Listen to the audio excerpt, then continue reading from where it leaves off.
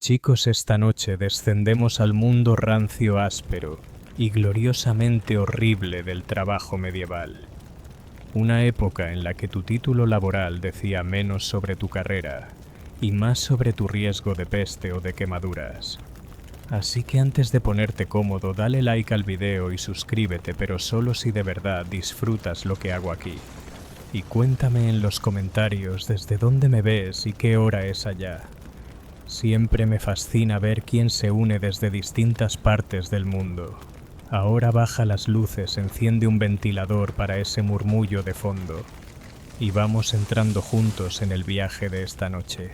Digamos que naces en la Inglaterra medieval y tus sueños de carrera son modestos.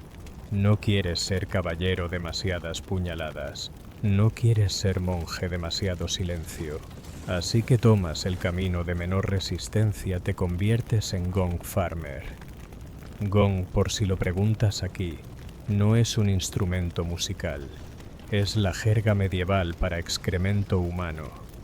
Y un gong farmer era el alma afortunada que tenía que sacarlo de las letrinas, pozos negros o retretes donde quiera que la gente medieval se aliviara después de una comida de nabos y arrepentimiento. Trabajabas de noche no porque el oficio fuera misterioso, sino porque el hedor era tan ofensivo que la gente del pueblo prefería olvidar tu existencia durante el día. Llegabas con palacubo y quizá los últimos restos de tu dignidad. Descendías al pozo, a veces hasta la cintura, a veces más, dependiendo de lo productiva que hubiera sido la ciudad. La buena noticia: los gong farmers cobraban bien, a veces más que carpinteros o techadores. La mala: ganabas cada moneda mientras te marinabas en siglos de vergüenza comunal. La seguridad laboral no era prioridad en el siglo XIV. Los pozos podían derrumbarse. El metano podía prenderse fuego. Hay registros de gong farmers que se desmayaron por los gases, resbalaron en la inmundicia y murieron en lo que solo puede describirse como el peor obituario jamás escrito. Herramienta: tintes de trabajo, un cubo de madera, una pala de mango largo y ocasionalmente un burro. No para compañía, sino para arrastrar el carro de desechos fuera de la ciudad. Luego se arrojaban en vertederos designados o se usaban como fertilizante, porque nada dice agricultura orgánica como los movimientos intestinales medievales. Socialmente la gente te evitaba. No eras invitado a banquetes, pero algunos encontraban camaradería entre compañeros recolectores nocturnos, probablemente compitiendo por ver quién había tenido el peor día. El olor no desaparecía. Simplemente dejabas de quejarte. Con el tiempo, se volvía parte de tu personalidad. Así que sí, el gong farmer no blandía espada, ni llevaba sombreros elegantes, pero mantenía a las ciudades medievales a salvo de ahogarse en su propio legado digestivo. Eran los héroes anónimos de la sanidad cubo a cubo. ¿O mal? No te preocupes, empeora. Digamos que no estás hecho para los pozos urbanos. Quieres algo más natural, al aire libre, con fauna. Felicidades, ahora eres recolector de sanguijuelas. El orgulloso profesional medieval que pasaba sus días vadeando pantanos para cosechar a los pequeños vampiros de la naturaleza. La descripción del trabajo era simple: entrar en el agua, quedarte inmóvil y dejar que las sanguijuelas se pegaran a tus piernas desnudas. Eso era todo. Tú eras el cebo. Las atraías con tu sangre caliente, tus malas decisiones de vida y tu expresión resignada. Una vez que se aferraban, las arrancabas y las echabas en un frasco. Repetías hasta sentirte mareado por la pérdida de sangre, luego ibas a casa a dormir la siesta y a contraer una probable infección. Y no era una ocupación marginal. Las sanguijuelas estaban en gran demanda gracias al tratamiento médico favorito de la Edad Media: sangrar a la gente. Dolor de cabeza, sanguijuela. Melancolía, te drenamos un poco la alegría. Peste, seguramente lo que necesitas es menos sangre. Los barberos cirujanos amaban las sanguijuelas como los influencers modernos aman la luz de aro. Eran esenciales, y eso significaba que alguien debía recolectar miles de ellas. Ese alguien eras tú, el tablero humano de anuncios en el pantano.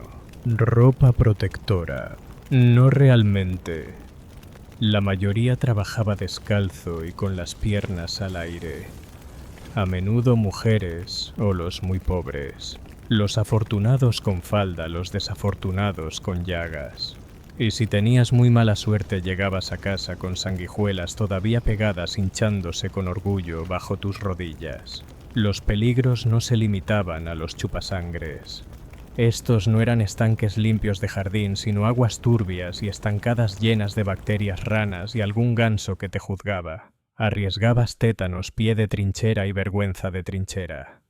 Pago una miseria, quizás unas pocas monedas por docena de sanguijuelas, tal vez comida. Sobre todo la satisfacción de contribuir al arte de la sangría y a la lenta ruina de la salud del paciente. La parte positiva era poco probable que alguien te asaltara de camino a casa.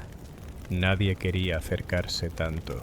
Y así, después de aguas negras y sanguijuelas, piensas: ¿qué sigue en esta escalera de carreras aplastantes para el alma? Pues, ¿qué tal enterrar víctimas de la peste negra? Exacto, ahora eres sepulturero de la peste. Porque en la Edad Media la muerte no esperaba entrevistas de trabajo.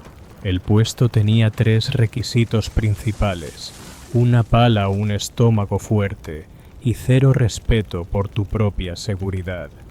Equipo protector, como mucho un trapo empapado en vinagre atado a tu cara. Como poco nada salvo tu optimismo y un diente de ajo que alguien juraba que espantaba los vapores malignos. Cuando la peste golpeó a mediados del siglo XIV, la gente caía más rápido que la sensatez en un juicio por brujería. Barrios enteros quedaban vacíos de la noche a la mañana. Los cadáveres se amontonaban en calles, casas e iglesias. Y alguien debía moverlos. Ese alguien eras tú. Las fosas comunes se convirtieron en tu oficina diaria. Pasabas horas cavando zanjas lo bastante grandes para arrojar familias enteras. A veces ni ataúdes había, solo cuerpos envueltos en tela, a veces acompañados por una gallina, quizá por suerte, o quizá porque se coló por accidente. Agradecimiento ninguno. La gente te evitaba como bueno la peste. Si aparecías en el mercado, de repente todos recordaban que tenían prisa. Te consideraban mala suerte, mal olor y posiblemente contagioso. Una triple amenaza medieval. El trabajo era interminable. Ni fines de semana ni feriados. La peste no descansaba y tú tampoco. Lo peor, sabías que cada día en el oficio era una apuesta. Muchos sepultureros terminaron enterrados con lo que enterraban. Pago. En teoría unas monedas o pan duro del consejo local. En la práctica te pagaban con la posibilidad de seguir vivo. Lo único positivo era cierta sensación de propósito sombrío. Evitabas que las ciudades colapsaran bajo el peso literal de la muerte. Pero sin romanticismos, básicamente jugabas Tetris con cadáveres mientras te preguntabas si esa picazón en el brazo eran pulgas o destino.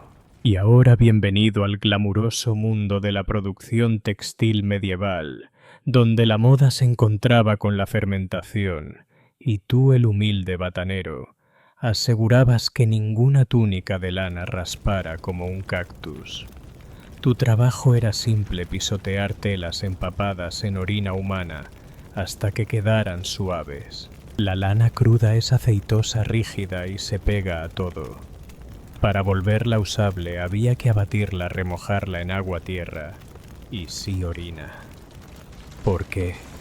Porque la orina contiene amoníaco que limpia y suaviza las fibras. ¿Por qué tenías que pisarla durante horas? Porque no existían máquinas y tus pies eran el don divino para la industria textil. Esto no era un chapuzón ligero, sino zambullirse hasta las rodillas en líquido fétido, machacando tela como un vinatero que tomó la peor decisión de su vida. No lo hacías una vez, sino horas diarias durante años. Vivías en un balneario de podredumbre y arrepentimiento. El hedor era legendario, tanto que las batanerías se construían lejos de los pueblos, no por normas urbanísticas, sino porque nadie aguantaba el olor de tu profesión a poca distancia. Salud. Entre pie de trinchera, quemaduras de amoníaco y sarpullidos con nombres como la maldición de Dios, tu cuerpo siempre se rebelaba. Y si se mojaban tus zapatos, probablemente se disolvían antes de fin de semana. Estatus social. Digamos que no encabezabas banquetes. Eras tolerado como ratas en la despensa, o como ese primo que no deja de hablar de medicina herbal. Aún así, había seguridad laboral, la gente siempre necesitaba ropa, y la lana era el rey. Mientras la humanidad sudara, se rascara y quisiera parecer menos cabra salvaje, tus servicios tenían demanda. ¿Pero a qué precio? No estabas creando moda, estabas remojando tus pies en fluidos ajenos, con la esperanza de que nadie preguntara en la cena a qué te dedicabas. Y aún así, de alguna manera las cosas podían empeorar. Digamos que ya estás harto de los fluidos corporales o no, y quieres un trabajo seco técnicamente. Felicidades, acabas de ser ascendido a operador de rueda de tracción, el orgulloso obrero, dentro de una rueda gigante de madera, como un hámster humano medieval. Solo que en vez de recibir una golosina al final, lo que obtenías era dolor crónico en las articulaciones y una crisis existencial moderada. Trabajabas principalmente en la construcción de catedrales, elevando enormes piedras hacia el cielo con la fuerza de tus piernas y una total indiferencia por la salud de tu espalda. Imagina una grúa, pero con el motor reemplazado por ti, caminando en círculos como un peregrino confundido. Los ingenieros medievales pensaron, ¿y si metemos a un hombre en una rueda gigante y fingimos que la física no existe? Y así nació la grúa de rueda. La rueda solía estar suspendida a gran altura, lo que significaba que no solo caminabas en círculo, caminabas en un círculo de la muerte a 12 metros del suelo, levantando piedras más pesadas que toda tu familia reunida. Perdías el equilibrio. La gravedad tomaba el control. Ya no era un sitio de construcción, era un funeral improvisado. El ritmo de tu día caminar más detenerte un momento para que alguien te metiera pan en la mano y seguir caminando. La rueda chirriaba, la cuerda crujía y tus rodillas empezaban a opinar. Y que Dios te amparara si tu compañero de la segunda rueda se ponía demasiado entusiasta, de pronto estabas en una clase de spinning infernal, estándares de seguridad inexistentes. Tenías suerte si el eje no se rompía. A veces alguien olvidaba asegurar el contrapeso, y cargas enteras de piedra caían al suelo como una metáfora de tu carrera. El pago nada especial. Se te pagaba con no ser aplastado ese día, lo que en aquel tiempo era un paquete de beneficios bastante decente. Tal vez un guiso al final del turno, si aún podías sostener una cuchara. Pero al menos formabas parte de algo grandioso, una catedral, un monumento a la fe, al arte y a la ambición arquitectónica. La gente la admiraría durante siglos, aunque probablemente nunca pensaran en el sudoroso hámster humano que cargó las piedras murmurando sobre sus tobillos doloridos. Pero oye, al menos ya no estabas pisoteando lana en orina. Eso era progreso. Cansado de dar vueltas y levantar rocas del tamaño de un arrepentimiento conyugal, quizás quieras algo con más movimiento, más drama, más riesgo de ser mordido por algo con pulgas y malas intenciones. Bienvenido a la glamorosa vida de un cazador de ratas. El héroe anónimo de la higiene urbana, siempre y cuando definas héroe como alguien que corre tras roedores armados solo con un palo y malas decisiones. Las ratas estaban en todas partes, graneros, tabernas infestadas, castillos, repletos básicamente con dominios de lujo para roedores. La solución a esta plaga no eran trampas envenenadas ni ciencia. Eras tú, con una red, un perro y una mirada perdida que decía «he visto cosas». Tu día promedio consistía en arrastrarte por espacios oscuros y estrechos bajo edificios persiguiendo ratas con tus manos o un garrote pequeño. A veces usabas hurones, a veces perros terrier, a veces pura desesperación. Todo mientras intentabas no ser mordido, arañado o estornudado por esas plagas andantes que corrían junto a tus botas. Y dejemos algo claro. Estas no eran ratas de cuento Disney horneando pasteles. Eran criaturas rabiosas cargadas de peste que vivían de basura, se peleaban por migas de pan y probablemente tenían mejor seguro médico que tú. Tus herramientas, un saco de arpillera, una antorcha y con suerte unos guantes de cuero hervido que protegían lo mismo que una servilleta mojada. Si tenías suerte contabas con un perro entrenado, si no solo con tu voz y muchos gritos. Pago. Digamos que nadie se hacía rico cazando ratas.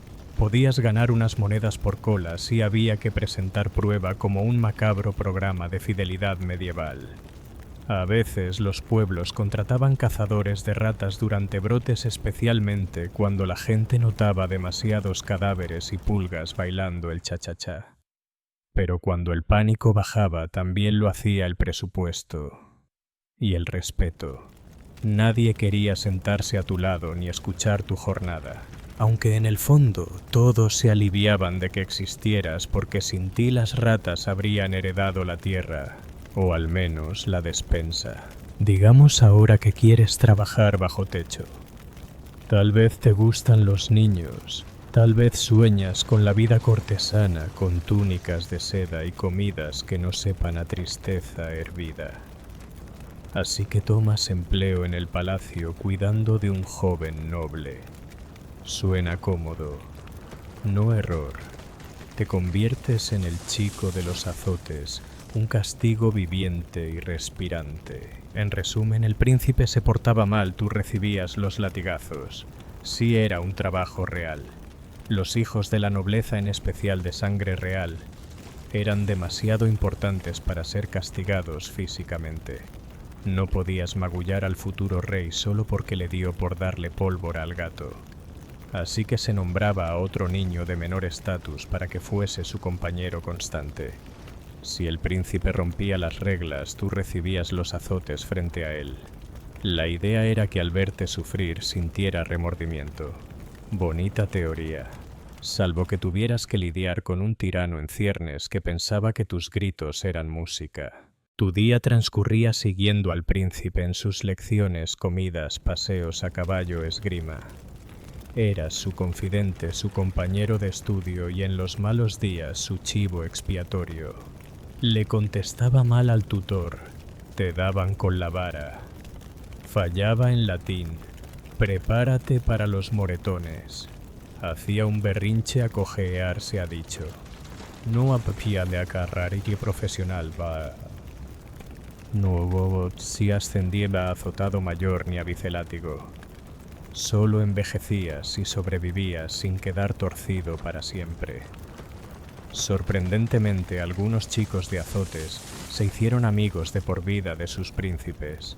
Al fin y al cabo, nada une tanto como recordar que uno fue golpeado por las travesuras del otro.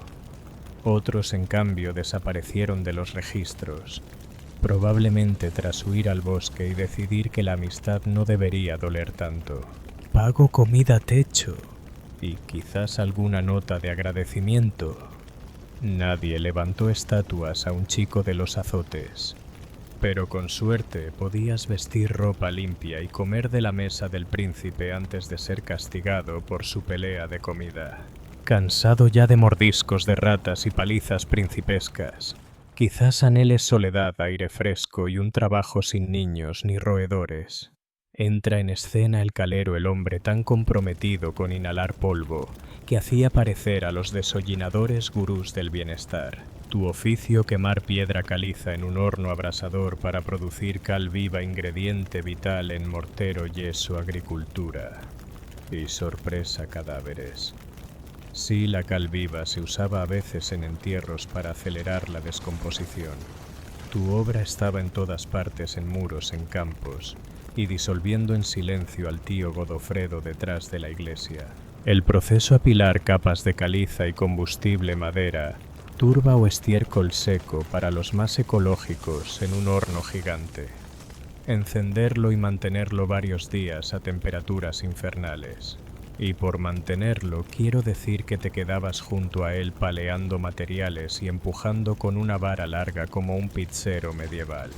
Eso sí, si la pizza explotara tus pulmones y prendiera fuego a tu túnica. Respirar cerca de un horno de cal era como abrazar un volcán mientras esnifabas tiza. Los humos eran cáusticos, el polvo lo cubría todo, y el riesgo de combustión espontánea siempre presente. Equipo protector. Con suerte, un trapo en la boca y unos zuecos de madera. Guantes ni hablar, tenías callos tan gruesos que parecían armadura. Y lo peor, la cal viva reacciona violentamente con el agua. Si llovía o sudabas demasiado, el polvo burbujeaba y podía quemar tu piel. Nada como ser lentamente disuelto por tu propia profesión. Vida social nula. Olías a tierra quemada, parecías una chimenea embrujada y tus pulmones sonaban como un acordeón moribundo. Pero al menos la gente respetaba tu trabajo, construías cimientos, producías cal para la agricultura y hasta ayudabas a llenar fosas de peste. Eso sí era un currículum. Aunque cada turno te acercaba más a convertirte en un montón de polvo con forma de pulmón. Ahora bien, digamos que quieres un trabajo con horario flexible, aire fresco y poca supervisión. No te importa trabajar de noche, odias la autoridad y no te inmutas con los cadáveres. Felicidades. Digamos que eres el candidato perfecto para convertirte en un resurreccionista, también conocido como un ladrón de tumbas profesional. Pero no uno cualquiera. No buscabas anillos ni dientes de oro. No lo tuyo era el cuerpo entero. La razón ciencia, por supuesto. Totalmente académico. Por favor, ignora la pala y la ausencia de alma. A finales de la Edad Media, las escuelas de medicina empezaron a exigir cadáveres humanos para disecciones. El problema era que la Iglesia desaprobaba esa práctica, y los canales legales para obtener cuerpos estaban más cerrados que la bolsa de un avaro. Ahí entrabas tú, el intermediario emprendedor entre el recién enterrado y la lección de anatomía. Tus noches comenzaban en el cementerio excavando bajo la oscuridad, idealmente dentro de las primeras 48 horas antes de que las cosas se volvieran demasiado blandas. Trabajabas rápido como un velocista macabro a menudo. Con un socio uno cavaba, el otro vigilaba, y ambos fingían que no estaban a punto de arrastrar a un abuelo fuera de su retiro eterno. No perdías tiempo con ataúdes demasiado pesados, demasiado ruidosos. Rompías la tapa, sacabas el cuerpo y dejabas las pertenencias. No es robo, argumentabas, es reciclaje con fines científicos. Por supuesto, no todos apreciaban tu contribución al avance médico. Las familias, la iglesia, la guardia local. Si te atrapaban podías enfrentar una multa, prisión o humillación pública, aunque raramente la ejecución, lo cual era irónico considerando la cantidad de cadáveres que manejabas. Algunas ciudades incluso añadieron trampas a las tumbas, rejas de hierro, piedras enormes e incluso dispositivos explosivos. Sí, en serio. Nada decía descansa en paz como una trampa con muelles sobre tu tumba. Pero la demanda nunca cesó. Los médicos necesitaban cuerpos y tú eras más barato que la vía legal. A veces incluso recibías encargos específicos, un varón adulto relativamente intacto, sin señales de peste, por favor. El pago era decente, mucho mejor que la mayoría de los campesinos ganaba en un mes, y lo único que necesitabas era una pala y estar muerto por dentro. Y luego estaba el Groom of the Stool. El trabajo que demuestra que por muy glamorosa que pareciera la vida en la corte, alguien tenía que encargarse de la estrategia de salida del rey. El título era metafórico, no. Tu deber real a tiempo completo era asistir al monarca. En sus momentos más privados, cuando se sentaba en su retrete portátil acolchado en terciopelo y con ribetes de oro. Tu trabajo ayudarlo a limpiarse.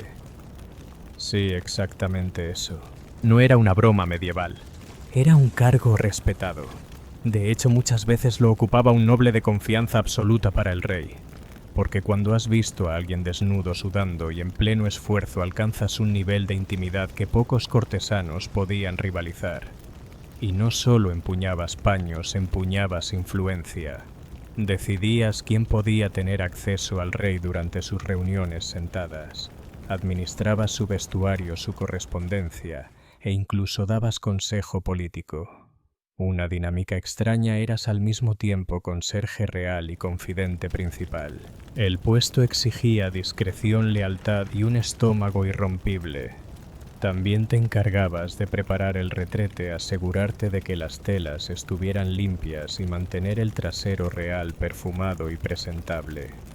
Los reyes medievales no solo gobernaban, también evacuaban con estilo. Naturalmente estabas obligado al secreto. Contar los movimientos reales en la taberna podía costarte la carrera y la cabeza. Por repulsivo que suene la paga, era excelente. Vivías con lujos, comías en la mesa del rey y a veces recibías tierras o títulos. Todo por ser indispensable en el baño real, aunque era difícil presumir en fiestas. Soy la razón de que el rey no tenga rozaduras. No sonaba tan glorioso como caballero o canciller. ¿Quieres probar algo distinto? Digamos que ahora te crees cocinero medieval. Adorable. Olvida las estrellas Michelin. Tu meta era preparar una comida que no matara a nadie de inmediato. Tu trabajo no consistía en crear manjares exquisitos, sino en evitar crímenes gastrointestinales. Tus ingredientes rara vez eran frescos, trabajabas con lo menos podrido, lo que olía casi bien y solo se movía de vez en cuando. Tus herramientas, un caldero enorme, una cuchara de madera del tamaño de un hacha y un fuego que quemaba tu estofado o tus cejas, a veces ambas cosas. Las recetas eran vagas. Toma carne, hiérvela, añade hierbas, reza. Las cantidades eran un misterio. Si alguien se quejaba, decías que era estilo campesino. En una casa noble la presión era mayor. Las especias, pimienta, canela, clavo, no se usaban para dar sabor, sino para disfrazar el gusto de la descomposición. La carne aún se movía. Añade más azafrán. Problema resuelto. Los días de fiesta eran la verdadera pesadilla, cientos de invitados, decenas de platos, todo preparado en una cocina oscura y llena de humo donde el techo goteaba grasa y los perros lamían el suelo, y a veces la comida. Te encargabas de sutilezas, esculturas de azúcar o carne con forma de cisnes, dragones o santos. Sí, tenías que modelar un santo en masa mientras servías 50 coles. Y si se derrumbaba, ¿a quién culpaban? Atinó a San Juan el derretido. Quemaduras, cortes, infecciones, intoxicaciones, todo parte del oficio. No había refrigeración ni inspector de sanidad. Si la empanada de paloma del señor explotaba, la compasión era nula. Pero si lograbas no envenenar a nadie demasiado importante, podías conservar el trabajo. Bon appetit. Ahora, si lo tuyo era el aire libre y creías que levantar peso te daría bíceps dignos de un fresco en la iglesia, podías convertirte en cantero. Tu día empezaba antes del amanecer y terminaba cuando tu brazo dejaba de obedecer. Tu tarea, cortar, partir y arrastrar bloques gigantes de piedra con nada más que herramientas rudimentarias y una enemistad personal con el granito. Martillabas cuñas de hierro en grietas naturales hasta que la roca cedía. Eventualmente. Para darle emoción podías echar agua fría en una fisura caliente y esperar que la piedra reventara como un experimento de física mal planteado. El polvo lo cubría todo: pulmones, dientes, pan.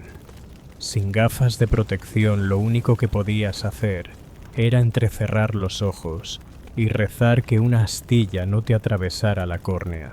El verdadero peligro eran los derrumbes y losas que caían sin aviso. Un golpe mal dado podía desencadenar un efecto dominó de gritos, carreras y funerales improvisados. Tu recompensa: unas pocas monedas, dolor de espalda y la idea de que tu piedra quizá formaría parte de una catedral, una mazmorra, o con suerte la pared de una letrina. Si tenías suerte, trabajabas caliza o arenisca, las piedras blandas, si no granito tan indulgente como un recaudador de impuestos con resaca. Estatus social entre figurante de fondo y leyenda de fantasma local.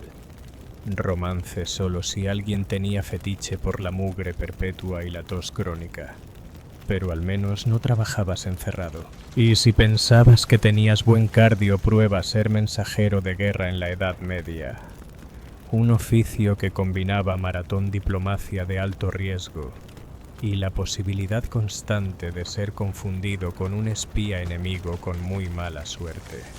Tu descripción de trabajo era sencilla: llevar información militar vital a través de kilómetros de terreno infestado de enemigos sin ser apuñalado, pisoteado, flechado o arrestado. Eras como una memoria USB medieval, pero con peor cifrado y una tasa de mortalidad mucho más alta.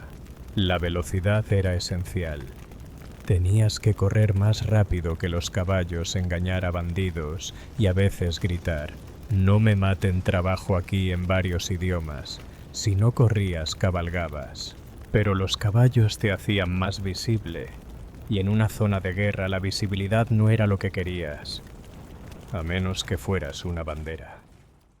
Tus entregas podían ser órdenes de batalla, movimientos secretos de tropas, demandas de rendición o cartas incómodas explicando por qué los refuerzos del rey llegarían con 3 semanas de retraso, y muy borrachos. Si te interceptaban, podías ser torturado por información.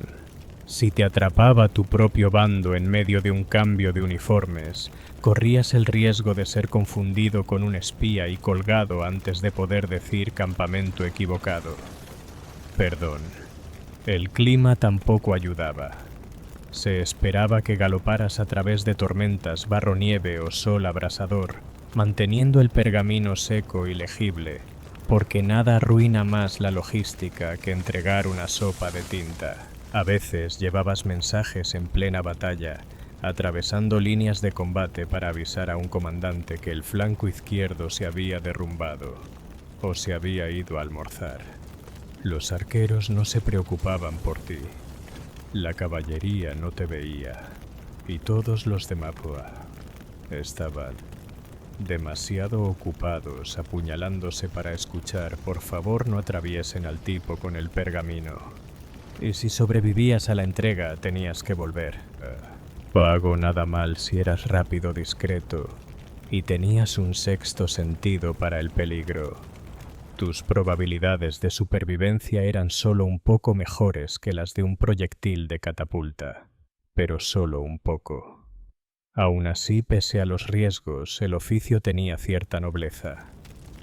Eras el frágil hilo que mantenía unidas a las tropas, la voz entre reyes, el que corría mientras todos los demás se agachaban. Nada decía héroe como llevar malas noticias a toda velocidad. Ajete el herrero. El horno guánulo del pueblo medieval, parte artesano, parte mago y fuente de sudor a tiempo completo.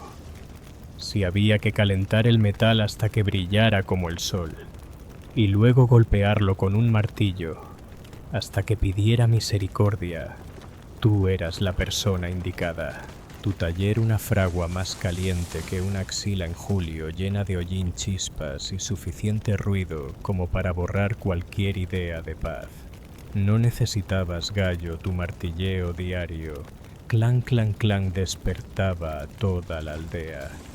Hacías de todo: herraduras, arados, espadas, clavos, armaduras, bisagras y unas 600 cosas más que la gente rompía semanalmente. y todas las querían para ayer. Oh gran herrero, mi buey perdió la herradura. Oh poderoso portador del martillo, mi portón chirría. Necesito otra espada. Esta se dobla demasiado. Todos te amaban, hasta que cobrabas. Entonces recordaban que el hermano Tomás hacía clavos en sus ratos libres. Tu cuerpo se endurecía, callos, quemaduras, un oído sordo y un brazo dominante del tamaño de un tronco. En lo romántico no estabas mal músculos y delineador de carbón natural. Aunque la charla ligera era difícil cuando cada frase iba seguida de una tos y una llamarada saliendo de tu fragua. Los peligros eran constantes, metal al rojo vivo, chispas explotando hierro, que se agrietaba en lugar de doblarse yunques indiferentes a tus dedos de los pies. Un descuido y tu barba se convertía en vela. Y si trabajabas para un castillo o ejército, felicitaciones, ahora producías armas en masa para hombres impacientes que resolvían desacuerdos con hachas. Esperemos que te gustaran las fechas de entrega, con espada en la mano. Pero a pesar de todo, el herrero era esencial. Eras la columna vertebral de la tecnología, la respuesta se puede arreglar. Mucho antes que los ingenieros diseñabas herramientas. Mucho antes que los influencers marcabas tendencias. Fabricabas lo que la gente necesitaba para sobrevivir y a veces para lucirse. Estatuas no te hicieron. Solo más metal roto y clientes preguntando si salía más barato sin adornos. Y luego estaba el bardo, el trovador errante, el poeta con laúd, el equivalente medieval de un podcast que nadie pidió pero que nadie podía apagar porque estabas en el salón de su señor. Ser bardo sonaba romántico, hasta que descubrías que tu trabajo era mitad músico, mitad chismoso, mitad bufón y hambre a tiempo completo. Viajabas de pueblo en pueblo con nada más que tu instrumento, tus versos y una tos sospechosa. Cantabas sobre reyes, batallas, amantes condenados o dragones que probablemente eran lagartos grandes. Lo que fuera para conseguir una moneda, una comida, o al menos no recibir nabos en la cara. Cada presentación era distinta. Una noche deleitabas a nobles en un salón iluminado por velas. La siguiente esquivabas campesinos borrachos en una taberna llena de humo mientras alguien gritaba: «Toca la del caballero devorado». Y tenías que hacerlo, porque esa canción pagaba en pan. Tu mayor reto no era recordar las letras, era sobrevivir a la política. Una palabra equivocada sobre el corte de pelo del señor, y pasabas a ser protagonista de la próxima balada de ejecución. La línea entre sátira ingeniosa e insulto traicionero era finísima y muy vigilada. También se esperaba que memorizaras historia, que en términos medievales significaba repetir lo que quisiera el que te pagaba. Ganó Sir Godofredo la batalla. No importa. Si él te daba de cenar, claro que la ganó. En cuanto a higiene, mejor no hablar. Piojos, pulgas y botas rotas eran lo normal. Tus ropas olían a leña y fracaso. Pero compensabas con encanto, ingenio y una habilidad antinatural para rimar espada con nada. Aún así tenías poder, moldeabas la memoria colectiva. Difundías noticias más rápido que un pregonero con megáfono. Eras relaciones públicas medievales pero con cuerdas. A veces tenías suerte y te convertías en bardo de corte componiendo para bodas y campañas, hasta rimar honor con gonorrea y volver a la carretera. Sí, la vida de bardo era romántica en teoría. En la práctica era helada, piojosa y dependía de tu capacidad de improvisar rimas bajo presión. Y entonces comenzaron los susurros. Susurros de velas con forma de alas de dragón, de guerreros con barbas de hierro y ojos como mares helados. El Sena siempre había sido la arteria de París, ancho, sereno, orgulloso. Pero en la primavera del año 845, el río se convirtió en advertencia. Las aldeas francas de la costa cayeron en silencio una a una. Sin campanas, sin humo en los hogares, solo restos flotando y sangre en la corriente. Cuando la noticia llegó a París, la pregunta no era si los nórdicos vendrían, sino cuándo y qué tan grave sería esta vez. Pero no se trataba de una incursión cualquiera. No era un grupo suelto en busca de oro y ovejas. Era Ragnar Lodbrok. Para los francos, su nombre sonaba como trueno atravesando el techo de una iglesia. Ragnar, el hombre que afirmaba descender de Odín. Ragnar, cuyos hijos aterrorizarían Europa, pero que en ese momento estaba vivo, carismático y hambriento de saqueo. Con 120 barcos y más de 5.000 guerreros, no se acercó en silencio. Se anunció. Sus velas proyectaban sombras en las orillas. El ritmo de los remos removía la arena como el avance del destino. Cada monasterio y aldea a lo largo del río era saqueada, quemada o esclavizada. Los francos rezaban. Su rey, Carlos el Calvo, improvisaba defensas, pero su reino ya estaba debilitado por guerras civiles. La iglesia clamaba por intervención divina. Los nobles discutían qué puente defender. Ragnar, mientras tanto, seguía remando. No necesitaba ingenios de asedio ni planes complejos. Tenía fuego, tenía miedo, tenía tiempo. Los parisinos miraban desde sus murallas, a medio construir, cómo el río se oscurecía con la muerte que avanzaba. Madres escondían a sus hijos en bodegas de vino. Sacerdotes apretaban reliquias. Los mensajeros del rey, sudorosos y aterrados, apenas sabían escribir súplicas de ayuda que nunca llegarían a tiempo. Los nórdicos ya no eran mitos de taberna, eran reales y estaban aquí. Y al timón estaba Ragnar, riendo salvaje, listo para hacer historia. No había duda. Casco largo, estrecho, deslizándose como serpientes sobre el agua. Sus proas talladas en bestias furiosas, con ojos pintados para ahuyentar el mal. Solo que esta vez el mal ya iba a bordo. La flota de Ragnar no era un grupo improvisado de pescadores convertidos en saqueadores. Eran profesionales endurecidos por años de conquistas en Inglaterra, Irlanda y el Mar del Norte. Cada barco era una máquina de guerra flotante tripulada por hombres que medían el tiempo en batallas y sangre. Sus escudos colgaban en filas perfectas, formando un muro de muerte pintada. Detrás de él marchaban guerreros de cabello trenzado y brazos tatuados, algunos cubiertos con cota de malla robada de cadáveres francos, otros con el torso desnudo y manchados de ceniza para infundir terror. Y funcionaba. Mientras las naves de Ragnar avanzaban por el Sena, cada aldea y cada abadía en el camino se convirtió en un ensayo general de lo que esperaba a París. Iglesias incendiadas, clérigos asesinados o encadenados soldados francos atravesados y arrojados al río. Y los campesinos, si tenían suerte, solo eran saqueados. Si no, todo su mundo ardía con ellos dentro. Ragnar se aseguraba de dejar sobrevivientes no por piedad, sino como estrategia. Quería que la noticia de su furia llegara antes que él mismo. Quería que París se cociera en su propio miedo. Y lo logró.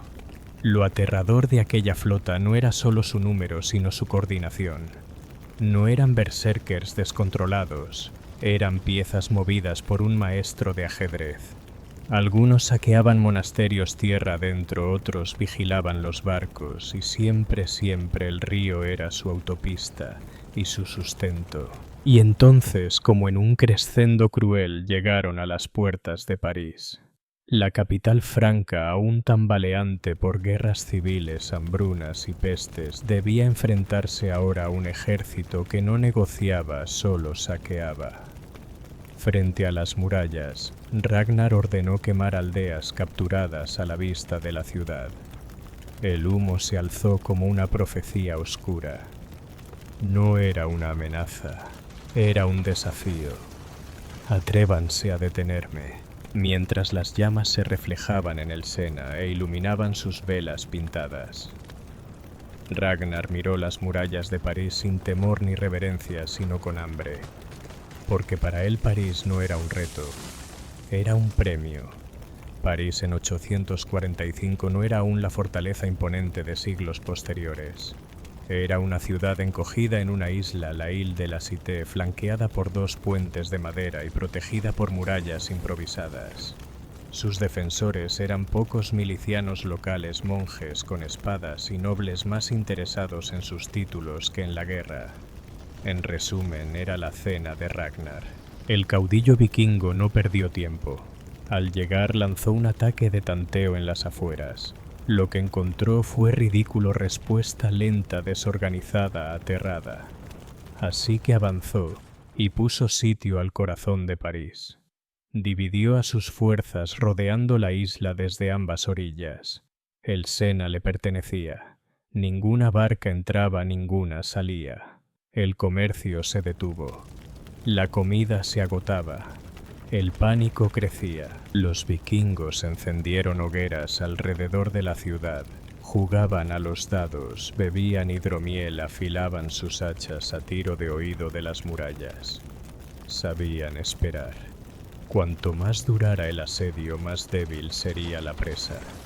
París intentó resistir. Colocaron arqueros en los puentes, hicieron sonar campanas sin descanso. Los sacerdotes celebraban misa 3 veces al día, suplicando intervención divina mientras el hedor del miedo llenaba el aire. Un contraataque desde uno de los puentes acabó en desastre. Los hombres de Ragnar fingieron retirarse, atrajeron a los francos a campo abierto y los aniquilaron. Los cuerpos regresaron flotando hinchados hacia las murallas. Ragnar siempre, el showman, fue más lejos.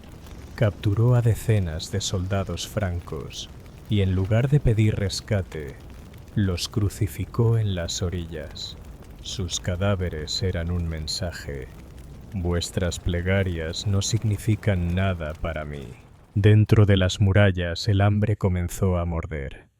Cada día había menos grano, menos moral, más peste. El pueblo buscaba a su rey Carlos el Calvo, pero él había huido a un lugar seguro mientras su capital ardía.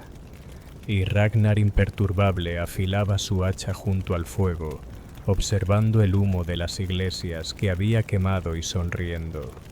El asedio no solo funcionaba, era una obra maestra. Mientras París se ahogaba en su propio miedo, Carlos sufría una crisis real. A distancia. Paseaba, rezaba, se desesperaba. ¿Cómo podía un descendiente de Carlomagno, el martillo de los paganos, ser superado por un pirata pagano con mejillas perfectas y pasión por el fuego? Su reino estaba fracturado. Sus nobles eran leales como pan mojado. Las llamadas a refuerzos recibían excusas.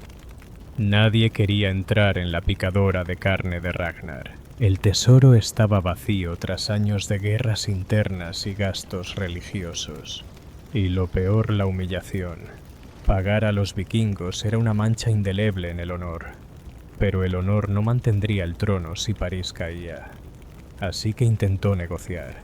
Envió mensajeros con promesas desesperadas, oro, víveres, títulos. Ragnar no se inmutó. No quería promesas. Quería París. Entonces Carlos jugó su última carta. Reunió un ejército improvisado. Un mosaico de campesinos mal entrenados, condes locales y voluntarios hambrientos de monedas. Su misión: romper el asedio y salvar la ciudad. El resultado fue un baño de sangre. Ragnar supo del plan antes de que pisaran la orilla. Los emboscó. Fue una masacre. Los refuerzos de Carlos fueron destrozados, dispersados, colgados de árboles o usados como práctica de tiro. Carlos recibió la noticia como un puñetazo al hígado. Había fracasado. Su ejército había fracasado. París se quedaba sin tiempo. Y entonces, tragándose el orgullo como cerveza amarga, recurrió a lo único que quedaba, un soborno. Al final, no fue la fe ni el fuego ni el acero franco lo que salvó a París. Fue la plata. Muchísima plata. Carlos el Calvo, sin ejército ni opciones, hizo lo que todo gobernante teme pagar. Y el precio fue humillante. 7.000 libras de plata. Más de 2,5 toneladas de tesoro. Lo suficiente para arruinar una región y para hacer que la barba de Ragnar se agitara de risa. La entrega no fue ceremonial, sino transaccional. Cofre tras cofre llevado hasta los barcos vikingos. Los francos miraban en silencio. Los vikingos celebraban, algunos bailaban, otros bebían, unos pocos discutían si después de todo debían tomar el dinero y saquear la ciudad igualmente. Pero Ragnar eligió algo mayor que la codicia, eligió la reputación. Al aceptar el rescate y dejar a París intacta, envió un mensaje más fuerte que cualquier llama o hacha.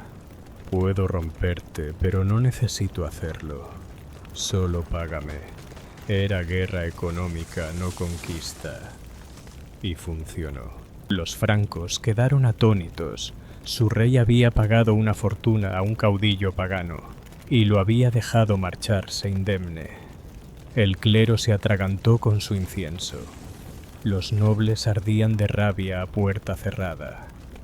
Pero el pueblo simplemente suspiró aliviado por seguir vivo.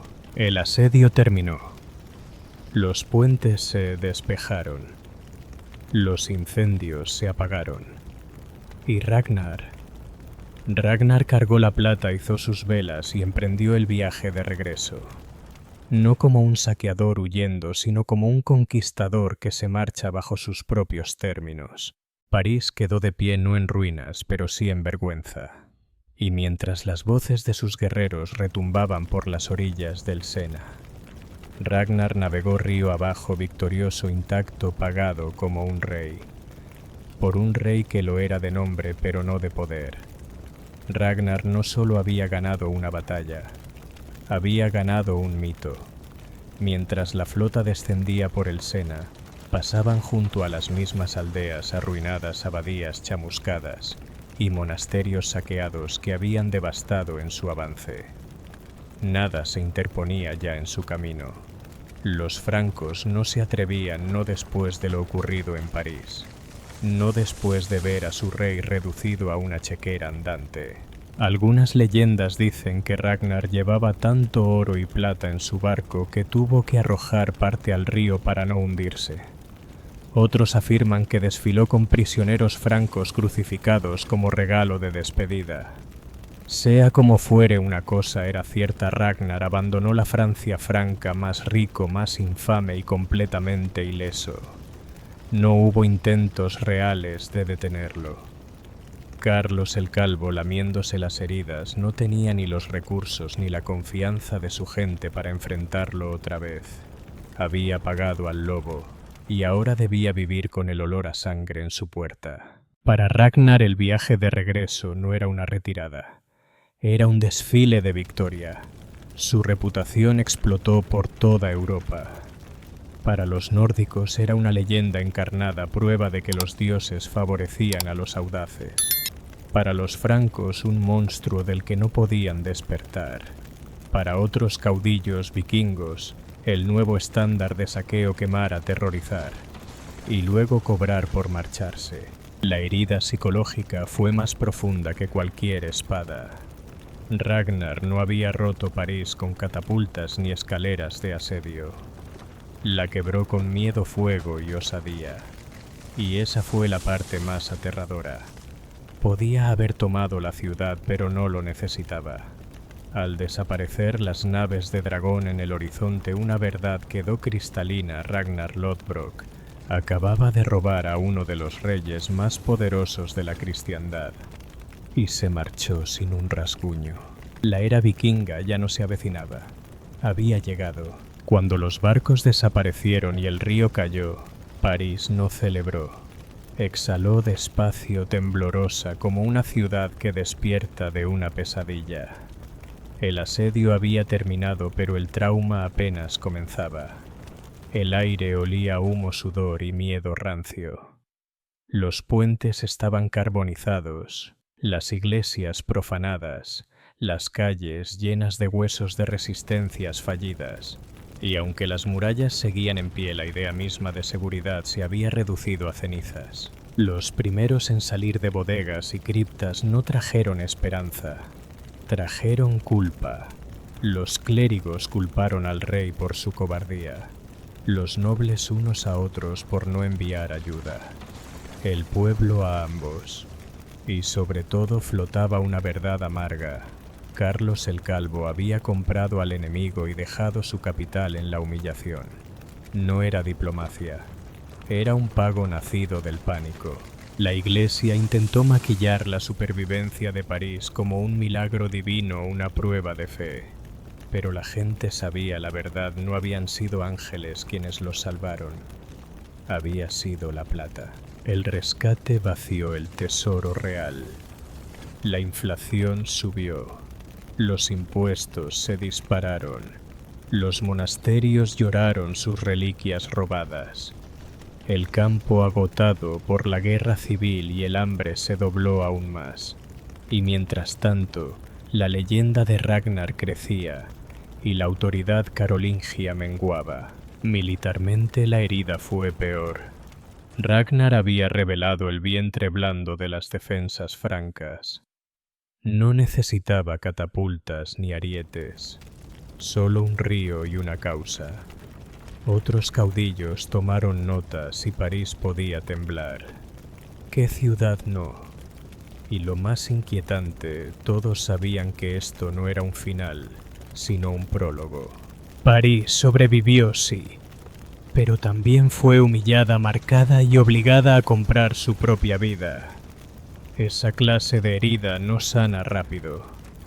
Y en el silencio humeante quedó una pregunta flotando sobre cada puerta rota y cada altar ennegrecido.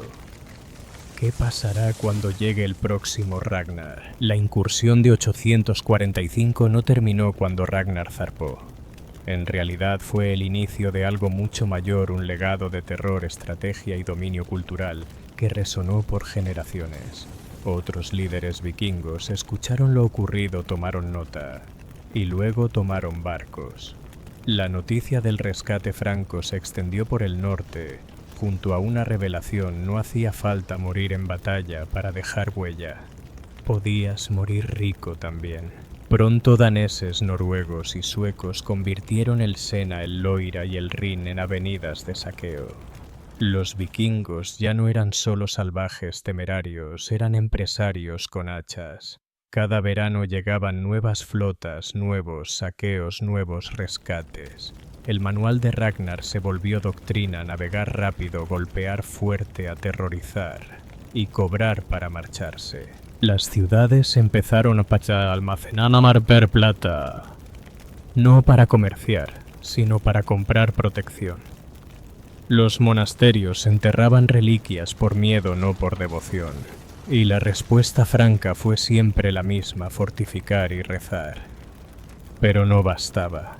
Con el tiempo, los campamentos de invierno se volvieron fortalezas, luego aldeas. A finales del siglo IX, los nórdicos tenían asentamientos permanentes en la propia Francia, incluida la región que se llamaría Normandía, la tierra de los hombres del norte.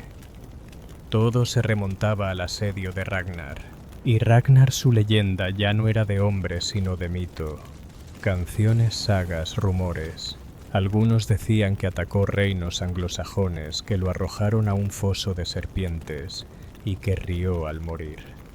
Otros que vivió en paz, viendo cómo sus hijos desgarraban Europa en su nombre. La verdad, poco importaba. La imagen ya estaba forjada: Ragnar, el caudillo astuto, brutal e indomable, inmortalizado. El asedio de París no fue solo un éxito vikingo, fue un modelo, un molde de cómo un líder podía explotar un reino fracturado, romper su orgullo y marcharse como leyenda. París sobrevivió, pero jamás volvió a ser la misma. La memoria de Ragnar se incrustó en la piedra de la ciudad, en las pesadillas de sus sacerdotes, en la política de cada rey sucesor. No era solo una historia, era una advertencia. La prueba de que incluso la ciudad más poderosa podía ser doblegada por un hombre con un barco fuego y una sonrisa hambrienta. El eco del 845 forzó a París a reinventarse. Vigilancia en los ríos, torres de guardia, reformas militares, centralización del poder. Fue el germen de la futura monarquía capeta. Y sin embargo el trauma persistía. Para el parisino común el nombre de Ragnar no era leyenda, era personal. Padres lo usaban para asustar a sus hijos: haz tus tareas o vendrán los hombres del norte. Comerciantes y monjes recordaban los gritos, el humo, el silencio. Y aunque los años pasaran cada vez que una vela extranjera aparecía en el horizonte, los ancianos murmuraban: han vuelto. La paradoja final con el tiempo: los mismos vikingos que saquearon París serían los que la defendieran como caballeros de Normandía. El enemigo en la puerta se convirtió en aliado en la corte. Pero en el ADN de la ciudad algo había cambiado para siempre. Ragnar había derrumbado la ilusión de invencibilidad. París no era intocable. Había sido comprada, rota y perdonada. Y esa lección amarga nunca se olvidó.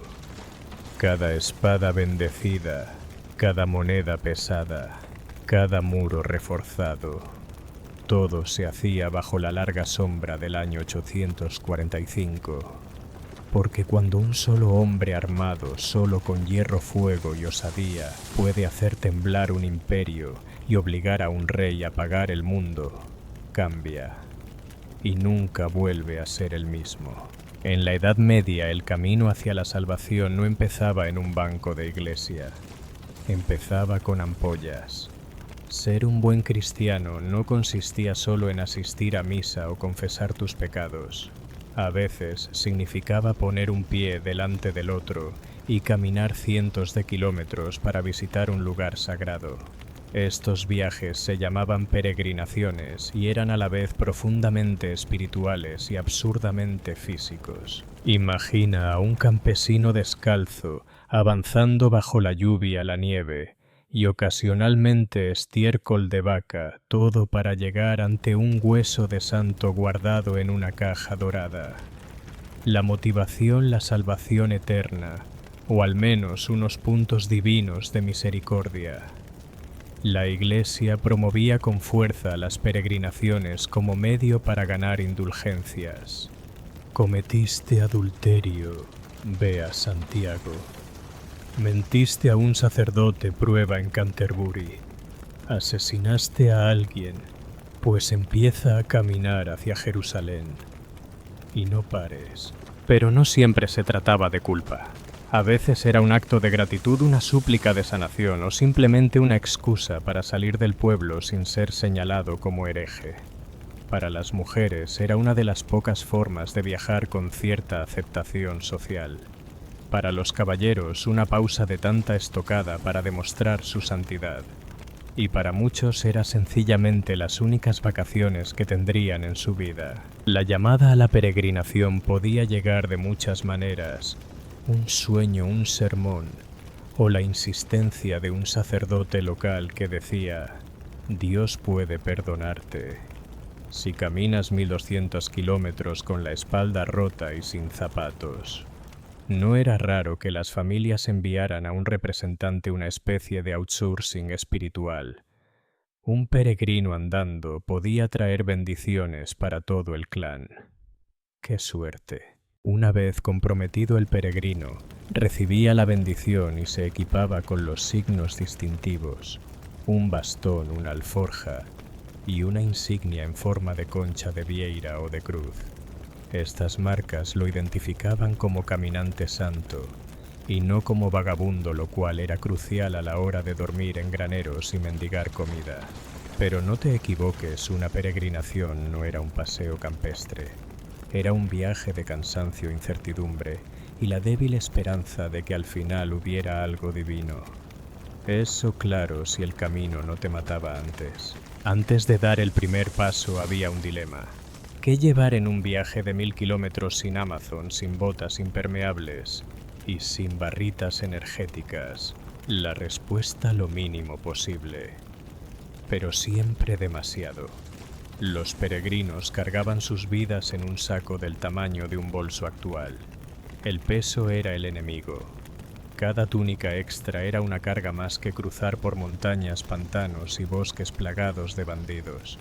Así que llevaban lo esencial: una muda de lino, un poco de comida seca, una cantimplora y quizá un amuleto religioso para recordar que el sufrimiento era voluntario. El bastón no era accesorio, era un milagro multifuncional. Servía para caminar, defenderse de perros o personas agresivas, medir charcos de barro o pinchar al compañero roncador en la iglesia. El sombrero debía ser de ala ancha contra sol y lluvia, con una concha de vieira como sello universal de Santiago. Esa concha era tu pasaporte medieval, te abría puertas en monasterios, cocinas de sopa y establos con heno gratis. Y todos sabían que estabas en la ruina. El calzado era otra miseria. Sandalias o zapatos bajos de cuero, apenas mejores que ir descalzo. Las ampollas no eran posibilidad, eran certeza. Muchos se envolvían los pies en lino y rezaban para que no se pudrieran antes de llegar al siguiente santuario. En cuanto a comida, no llevabas mucha. Dependías de la caridad de desconocidos de monasterios o de otros peregrinos. La caridad podía ser un cuenco de sopa de cebolla con pan duro. Si tenías demasiado orgullo para pedir enhorabuena, también tenías demasiado orgullo para comer. Quizá el objeto más esencial ni siquiera era físico: la carta de peregrinación, un documento eclesiástico que demostraba que no eras un vagabundo cualquiera. Era tu salvoconducto sagrado, y sin él podías acabar en la cárcel en lugar del cielo. Así, con pies doloridos, un saco sobrecargado y una oración silenciosa, el peregrino partía. Porque cuando empacas para la eternidad, no existe eso de viajar ligero. Una vez fuera del pueblo, el peregrino entraba en el vasto y traicionero teatro del camino. Y el camino no atendía a rezos. Los caminos medievales eran poco más que senderos embarrados. La lluvia los convertía en sopa, la nieve escondía lobos y el verano te cocía la piel atrayendo cada insecto mordedor entre Normandía y Jerusalén. Los bandidos eran amenaza constante, peregrinos fáciles de atrapar sin armas, mal alimentados con algunas monedas o amuletos que podían revender. Caminar solo era como ser una hucha ambulante. Incluso en grupo la seguridad era dudosa, algunos ladrones se disfrazaban de peregrinos con la misma concha de vieira para luego asaltar a sus compañeros. Y estaban los animales, lobos, osos, jabalíes, todos dispuestos a recordarte que ser devorado vivo también podía contarse como penitencia. Los perros vagaban salvajes y eran más monstruos territoriales que mejores amigos. Una desviación por el bosque podía convertirte en menú del día. Más peligrosas aún que las bestias eran las tentaciones. Las rutas estaban plagadas de tabernas, burdeles y casas de juego, sobre todo cerca de ciudades. Algunos peregrinos no pasaban ni la primera villa antes de que su voto de piedad se ahogara en vino, dados y arrepentimiento. La iglesia desaprobaba, claro, pero los taberneros bendecían tu caída con cerveza barata. Ni siquiera tus compañeros eran de fiar, estafadores, vividores, falsos profetas, predicando visiones a cambio de pan. Las peleas eran comunes por espacio para dormir direcciones, o por quién olía peor. Podías estar a mitad de camino hacia Roma discutiendo sobre la Virgen María con un pescador descalzo de Flandes. Y aún así, la mayoría seguía andando.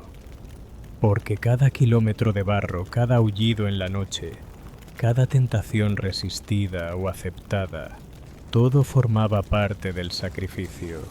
La santidad no se ganaba en la catedral, se ganaba paso a paso con los pies llagados. Tras semanas o meses, por fin en el horizonte se alzaba una aguja, una cúpula, un santuario. El lugar sagrado, la promesa de milagros, y siempre era más pequeño de lo esperado.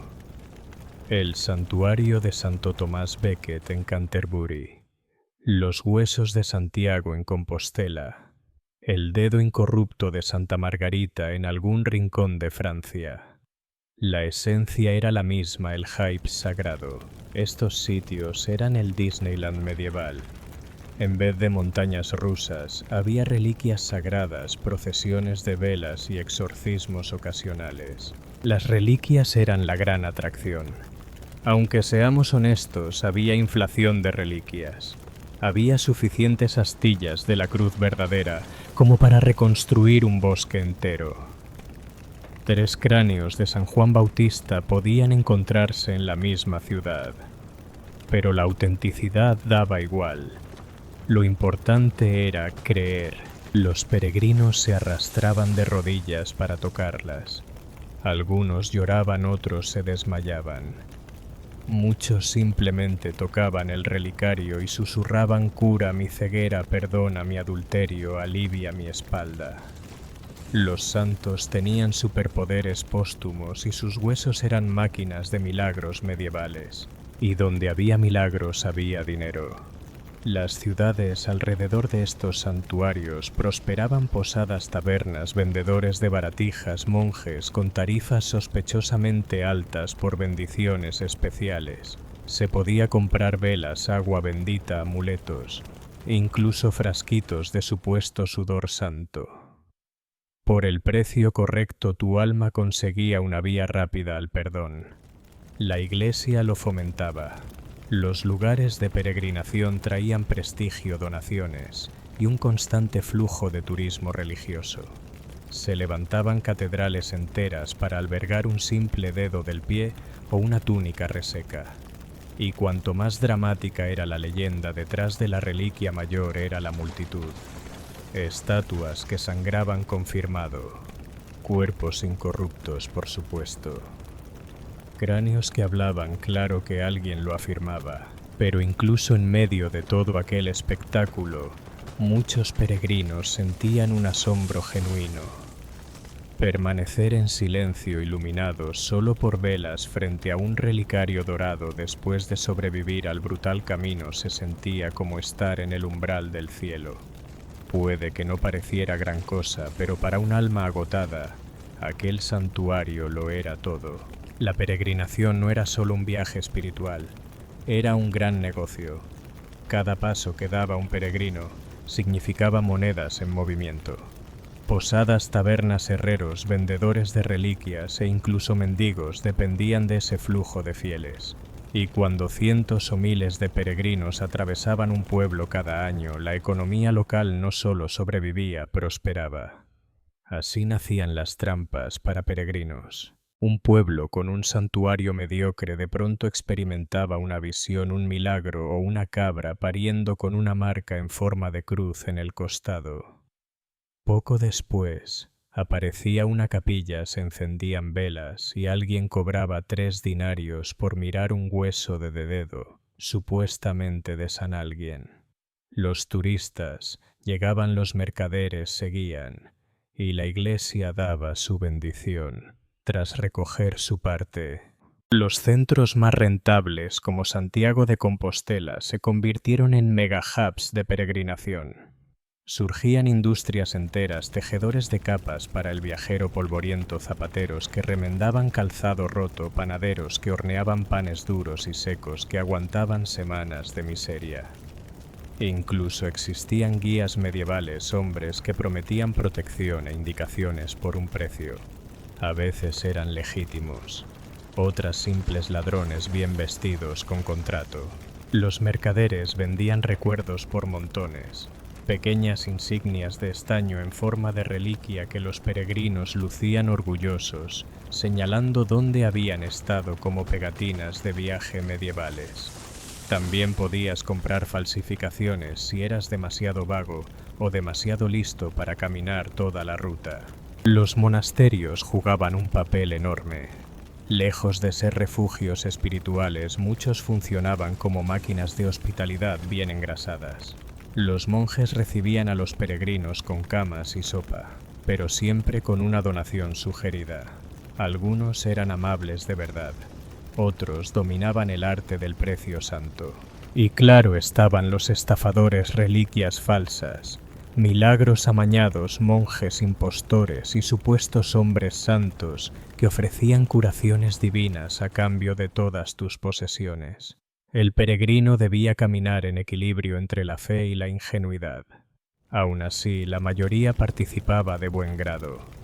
Sabían cómo funcionaba el juego. Y al fin y al cabo, ¿acaso la salvación eterna no valía unas cuantas monedas?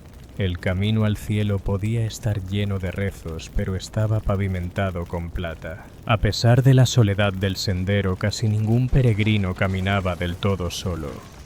La regla era la seguridad en grupo. Se formaban bandas de manera orgánica, gente del mismo pueblo, comerciantes con el mismo destino, o simples desconocidos con la misma cojera y la misma meta. Eran como un hostal mochilero medieval, caóticos, ruidosos y sorprendentemente íntimos. La dinámica de grupo oscilaba entre la solidaridad más tierna y el caos absoluto.